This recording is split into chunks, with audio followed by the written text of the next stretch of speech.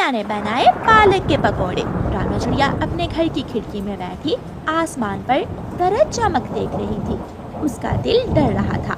ऐसा लग रहा था कि अगर आज के बादल बरसे तो पूरे जंगल को बहा ले जाएंगे। पास में चिड़िया की छोटी सी बेटी गुड़िया मीठी नींद सो रही थी। बादल जोर से गरजता है और साथ ही बारिश शुरू हो जाती है। बादल की गरज से गुड़िया उठ जाती है। मम्मा, आप खिड़की में बैठी क्या कर रही हैं? यहाँ आ जाए। बेटी, मैं अपने सब्जियों के खेत को देख रही हूँ। साल भर की मेहनत, मेरी सब्जियाँ तैयार थी, लेकिन आज की बारिश सब खत्म कर देगी। मम्मा, चिंता ना करें, जो हमारे नसीब का होगा हमें मिलकर ही रहेगा। हाँ मेरी बेटी, ये तो है। रात भर बारिश होती है। गौरी, मैं खेत में जा रहा हूँ। बारिश बहुत ज्यादा है। अगर मेरे खेत में पानी रुक गया तो सारी फसल खराब हो जाएगी। कालू जी, ध्यान से जाना और दरवाजा खुला ही छोड़ जाना। कालू कौवा अपने घर से निकलता है। कालू कौवा अपने खेत में जाता है। हर तरफ खेत में पानी ही पानी था। कालू कौवे के खेत के पास ही रानू चिड़िया की सब्जियों की खेती थी, जो पूरी तरह पानी से भर चुकी थी। चिड़िया की खेती तो खराब हो ही गई है। मैं अपने खेत का पानी भी चिड़िया के खेत में निकाल देता हूँ। ऐसा करने से मेरी कुछ फसल तो बच जाएगी। कालू कौवा अपने खेत का बंध तोड़ देता है और उसके खेत का सारा पानी रानू चिड़िया के खेत में जाने लगता है। कौवा इधर उधर देखता है और तुरंत वहाँ से घर चला जाता है। कालू, क्या कुछ बचा भी है या सब बर्बाद हो गया? गौरी, अब तो बर्बाद होगी रानू चिड़िया। मैंने अपने खेत का सारा पानी चिड़िया के खेत की तरफ मोड़ दिया है। वो छोटी चिड़िया सुबह सबके सामने जाकर रोती फिरेगी। मेरी सब्जियाँ कौवे भैया, कबूतर भैया, तोते भैया, मेरी सारी सब्जियाँ खराब हो गई। वो ऐसे ऐसे रोती फिरेगी। दोनों कौवे बातें करते हैं और सो जाते हैं। रात भर बारिश होती है और सुबह जाकर बारिश थम जाती है। मम्मा चिड़िया सुबह सवेरे ही अपनी बेटी को सोया हुआ छोड़कर अपने खेत में चली जाती है। लेकिन चिड़िया के खेत का तो मंजर ही कुछ और था। वो खेत नहीं, कोई दरिया लग रहा था। कौवे के खेत का पानी भी अभी तक चिड़िया के खेत में आ रहा था। मेरे खेत में तो पहले ही बहुत पानी था, ऊपर से कौवे के खेत का सारा पानी भी मेरे खेत में आ गया। मेरी सारी सब्जियां बर्बाद हो गई। मेरी मेहनत, मेरा खर्चा, मेरा सब कुछ बर्बाद हो गया। चिड़िया वहाँ बैठकर रोने लग जाती है। अरे, मम्मा कहाँ गई है? शायद मम्मा खेत में सब्जियाँ देखने गई होंगी। गुड़िया भी उठ जाती है और अपनी मम्मा के पीछे खेत में जाती है। उसकी मम्मा रो रही थी।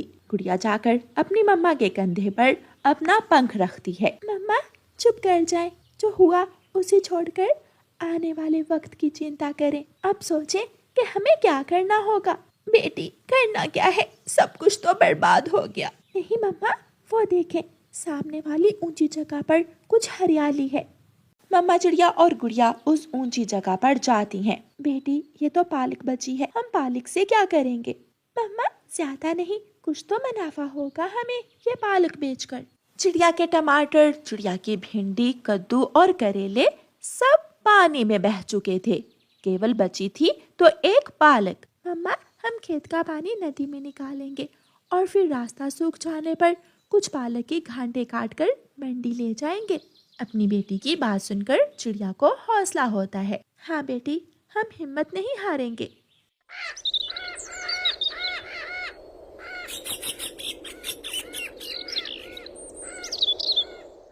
गौरी, चलो तो एक बार जाकर खेत को देखते हैं। खेत को भी और रानू चिड़िया को भी। अब तक तो रानू चिड़िया खेत में पहुंच गई होगी।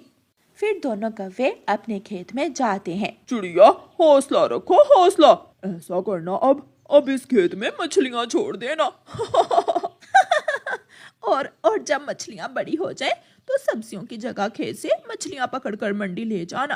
अंकल कौवे और आंटी कौवी, मेरी मम्मा पहले ही बहुत परेशान है और दूसरा आप आगे हैं मेरी मम्मा को और परेशान करने के लिए।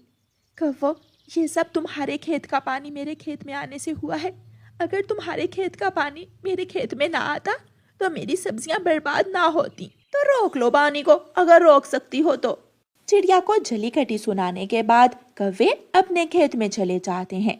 कौवों की मकई की फसल अच्छी भली खड़ी थी, लेकिन उनके मकई के भुट्टे पूरी तरह पानी से भीग चुके थे। कालू जी, मकई के भुट्टे भीग चुके हैं, क्या ये मकई के भुट्टे खराब तो नहीं होंगे? 2 दिन की धूप पड़ेगी तो सब ठीक हो जाएगा, हमारी मकई के भुट्टे सूख जाएंगे। दूसरे दिन चिड़िया के खेत से कुछ पानी कम होता है। रानो चिड़िया और उसकी बेटी खेत से पालक काटकर उनकी गांठें बनाती हैं और टोकरी में रखकर मंडी ले जाती हैं। भाई साहिब, ये पालक मैं बेचने आई हूँ। चिड़िया बहन, इन दिनों पालक की मांग नहीं है, तुम्हारी पालक कोई नहीं खरीदेगा। मम्मा, हम दूसरी दुकान पर जाती हैं। वो माँ बेटी दूसरी दुकान पर जाती हैं, लेकिन वो पक्षी भी चिड़िया की पालक खरीदने से इनकार कर देता है। गुड़िया बेटी, क्या पालक हमें काटकर नदी में फेंकनी होगी? कोई हमारी पालक खरीद ही नहीं रहा। मम्मा, चिंता न करें, ऊपर वाला अच्छा ही करेगा। दोनों माँ बेटी पालक लेकर वापस उड़ती हैं। रास्ते में कौवा और कौवी रानो चिड़िया को तंग करने के लिए रोक लेते हैं। चिड़िया चिड़िया, अभी अभी मुझे कबूतर मिला था, कबूतर को पालक की जरूरत है, जल्दी से जाओ और अपनी सारी पालक कबूतर को बेच दो। ये सुनकर चिड़िया खुश हो जाती है।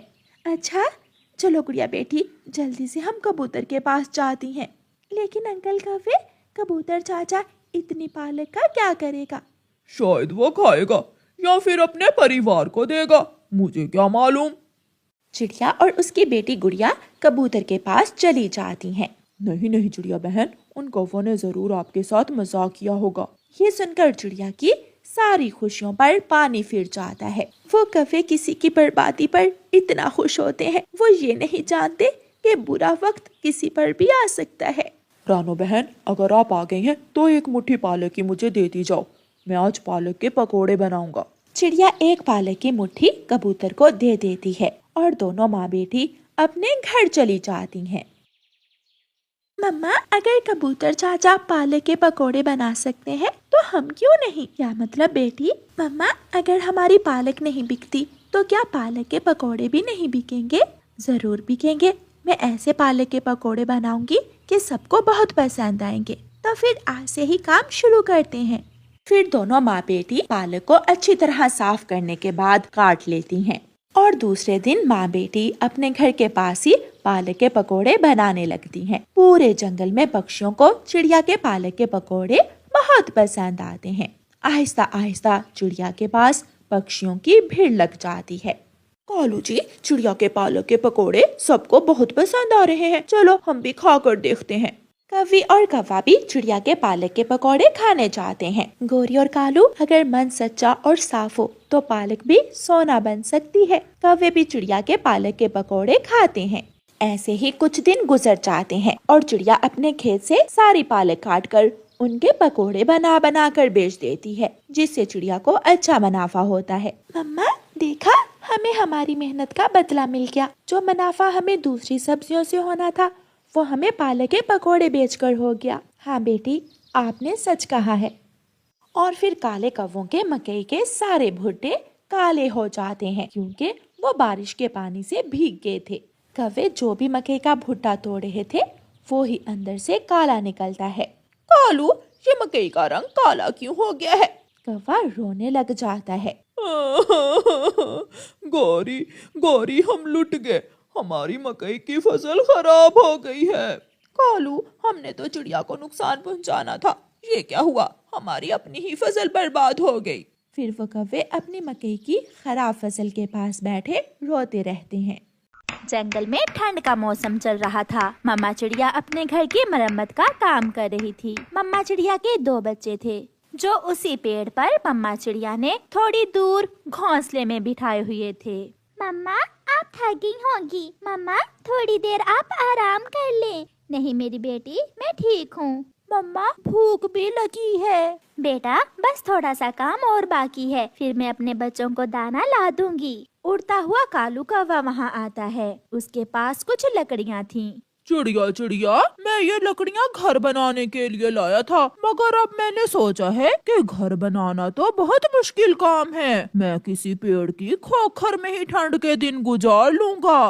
कौवे भैया, बहुत मुश्किल होगी। मुझे कोई दिक्कत नहीं है चिड़िया, ये लकड़ियाँ तुम रख लो, मुझे अब इनकी जरूरत नहीं है। कौवा कुछ लकड़ियाँ वहाँ रखकर चला जाता है। चिड़िया को भी घर की छत पर लगाने के लिए कुछ लकड़ियों की जरूरत थी, इसलिए चिड़िया वो लकड़ियाँ अपने घर की छत पर लगा लेती है। चिड़िया का घर बन जाता है और चिड़िया अपने नए घर में अपने बच्चों को बिठाकर उनके लिए दाना लेने चली जाती है। चिड़िया, क्या आपका घर बन गया है? हाँ मिठू, मुझे कुछ लकड़ियों की जरूरत थी, वो कालू कौवा मुझे दे गया था। कालू कौवा? वो तो बहुत आलसी है, वो कहाँ से तुम्हारी मदद करवाने आ गया? मदद नहीं मिठू, वो लकड़ियाँ अपना घर बनाने के लिए लाया था। बाद में उसका विचार बदल गया और अब वो पेड़ की खोखर में रहेगा। चिड़िया अपने बच्चों के लिए दाना लेकर चली जाती है। दूसरे दिन ठंड बढ़ने के साथ ही आसमान से बर्फ भी गिरने लगती है। कालू कौवे को अब टूटे हुए तिनकों के घोंसले में ठंड बहुत सता रही थी, इसलिए कालू कौवा पेड़ की खोखर में छुपने के लिए जाता है। वो पेड़ की खोखर में जाकर बैठ जाता है। यहाँ ठीक है, यहाँ ठंडी हवा भी नहीं है और गर्म भी है। कौवा अभी करवट बदल ही रहा था कि वहाँ एक नाग आ जाता है। कौवे, दुष्ट कौवे, इस खोखर में मेरा घर है, भाग जाओ यहाँ से, वरना मैं तुम्हें जान से मार दूंगा। नाग जी, गर्मियाँ थी जब से मैं इस खोखर पर नजर रखे हुए हूँ और अब तुम आगे अपना अधिकार जिताने। मैंने कहा तुम जाओ यहाँ से, मैं यहाँ कई दिनों से रह रहा हूँ। करता भी तो क्या, कौवा नाग से डरता हुआ वहाँ से चला जाता है। अब उसके दिमाग में एक शैतानी आती है। वो सीधा चिड़िया के घर के दरवाजे पर जाकर दस्तक देता है। कौवे भैया, जल्दी से बताओ क्या बात है, बाहर तो बहुत ठंड है। चिड़िया, बहुत ठंड है इसलिए तो मैं यहाँ आया हूँ। वो ऐसा है कि तुम मुझे मेरी वो लकड़ियाँ वापस दे दो। ये सुनकर चिड़िया हैरान हो जाती है। क्या कहा कौवे? लकड़ियाँ वापस दे दो, जो लकड़ियाँ मैं तुम्हें देकर गया था वो तुम मुझे वापस दे दो। मगर कौवे, मैंने वो लकड़ियाँ अपने घर की छत में लगा ली। तो फिर अपने घर की छत मुझे दे दो। कौवे, शर्म करो, घर की छत तुम्हें देकर मैं कहाँ जाऊंगी। चिड़िया, जो भी है मुझे मेरी लकड़ियाँ वापस लेनी है। मैं नहीं दूंगी। मैं लूँगा, मैं देखता हूँ तुम मुझे कैसे नहीं देती हो मेरी लकड़ियाँ। शोर सुनकर चिड़िया का पड़ोसी कबूतर वहाँ आ जाता है। रुको रुको, क्या हुआ चिड़िया और कौवे, क्यों लड़ रहे हो? फिर चिड़िया कबूतर को सारी बात बताती है और अब मुझसे ये लकड़ियाँ लेने आ गया है। यार कबूतर, वो मेरी चीज थी, मुझे जरूरत है, मैं लेने आ गया। चिड़िया, ठंड के दिन है, ये बेचारा जाए भी तो कहाँ। तुम ऐसा करो, इसे कुछ दिन अपने ही घर में रख लो। अगर तुम इसे छत से लकड़ियाँ उतार कर दोगी तो तुम भी ठंड से मरोगी। चिड़िया मान जाती है और कौवा चिड़िया के घर में चला जाता है। वहाँ उस कोने में रखो अपना घोंसला और हाँ, हमसे ज्यादा फजूल बातें न करना। बच्चे बहुत हैरान होकर कालू कौवे को देख रहे थे। मुझे तो नींद आ रही है, मैं तो चला सोने। कौवा सो जाता है। दूसरे दिन जब कौवा उठता है तो चिड़िया घर में नहीं थी और उसके बच्चे दाना खा रहे थे। कौवे को भी जोरों की भूख लगी हुई थी। कौवा बच्चों के पास जाता है। बच्चों, खेल खेलें? हाँ, खेलते हैं अंकल। तो फिर अपनी आंखें बंद करो, मैं तुम्हें बंदर बनकर दिखाता हूँ। ये सुनकर बच्चे हंसने लग जाते हैं। बच्चे अपनी आंखें बंद करते हैं और कालू कौवा जल्दी से उनका दाना उठाकर खा जाता है। कौवे अंकल, अब आंखें खोल ले। कल बनूंगा मैं बंदर, आज मुझे भूल गया कि बंदर कैसे बनते हैं। फिर कौवा चुपके से जाकर अपने घोंसले में लेट जाता है। कबूतर भैया, आपने तो मेरे गले मुसीबत ही डाल दी है। वो कालू का बच्चा सारी रात जोरों से खराटे मारता रहता है और मुझे सोने भी नहीं देता है। चिड़िया, गलती तुम्हारी है, तुमने उस बुरे कौवे से लकड़ियाँ क्यों ली? हाँ कबूतर, मुझसे भी गलती हो गई। उस शाम चिड़िया अपने घर में गरम गरम खिचड़ी बनाती है। कोने में बैठा हुआ कौवा चिड़िया को गौर गौर से देख रहा था। गंध तो कमाल की है। चिड़िया, क्या बना रही हो? आज मैं अपने बच्चों के लिए खिचड़ी बना रही। जब खिचड़ी बन जाती है तो चिड़िया एक बर्तन में थोड़ी सी खिचड़ी डालकर कौवे को दे देती है। अभी गर्म है, ठंडी करके खाना कौवे। चिड़िया, तुम बहुत अच्छी हो। मगर तुम बहुत बुरे हो, मुफ्त में ही मेरे गले पड़ गए हो। फिर कौवा मजे मजे से खिचड़ी खा लेता है। चिड़िया के बच्चे भी खिचड़ी खा लेते हैं।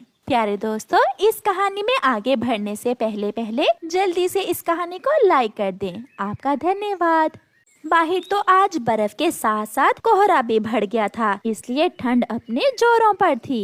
कौवे, शुक्र करो तुम मेरे घर में हो, अगर बाहर होते तो अब तक तुम मर गए होते। चिड़िया, भोजन मुझे तुम दे देती हो, मुझे बाहर जाने की जरूरत ही क्या है। सब सो जाते हैं, मगर कालू कौवे का ध्यान तो खिचड़ी की तरफ ही था। वो आहिस्ता से उठता है और हंडिया से जाकर खिचड़ी खाने लगता है। चिड़िया की भी आंख खुल जाती है। दुष्ट कौवे, बेशरम, ये थोड़ी सी खिचड़ी मैंने अपने बच्चों के नाश्ते के लिए रखी थी और तुम इसे चट कर गए हो। अब मैं तुम्हें अपने घर में कभी नहीं रखूंगी। मुफ्त में नहीं रह रहा, घर की छत मेरी लकड़ियों से बनी हुई है। हाँ। फिर दूसरे दिन चिड़िया मिट्ठू के पास जाती है और मिट्ठू से कहती है, मिट्ठू, आज तुम मेरे साथ आओ, हम पहाड़ों वाले जंगल से सूखी लकड़ियाँ लेकर आएंगे। मगर चिड़िया, मेरे पास ये लकड़ियाँ हैं, तुम ये लकड़ियाँ ले जाओ, ये मजबूत भी हैं और सूखी भी। चिड़िया वो लकड़ियाँ ले जाती है। कौवा नदी पर पानी पीने गया हुआ था। चिड़िया घर की छत से कौवे की दी हुई सारी लकड़ियाँ उतारती है और वहाँ मिट्ठू से लाई हुई लकड़ियाँ लगाने लगती है। बच्चे भी अपनी मम्मा की काम में मदद कर रहे थे। थोड़ी ही देर में चिड़िया सारा काम कर लेती है। अब आएगा मजा। वो कौवा रहता भी है, खाता भी है और फिर भी चोरियां करता है। अब मरेगा वो ठंड में। कौवा भी आ जाता है, वो दस्तक देता है। चिड़िया, दरवाजा खोलो। चिड़िया, मैंने घर की छत बदल ली है, बाहर तुम्हारी लकड़ियों की गठरी पड़ी है, वो उठाओ और चलते बनो यहाँ से। ये सुनकर कौवा हैरान हो जाता है, मगर अब वो कुछ भी नहीं कर सकता था, क्योंकि चिड़िया ने उसकी लकड़ियाँ उसे लुटा दी थीं। फिर कौवा वो लकड़ियाँ उठाकर ठंडे ठंडे मौसम में कभी इधर जाता तो कभी उधर। ऐसे ही रात हो जाती है और कौवा ठंडी रात में उन लकड़ियों पर बैठा हुआ रो रहा था। वो सोच रहा था कि अगर वो चिड़िया के घर में चोरियां ना करता तो कितने मजे से वहाँ रह सकता था।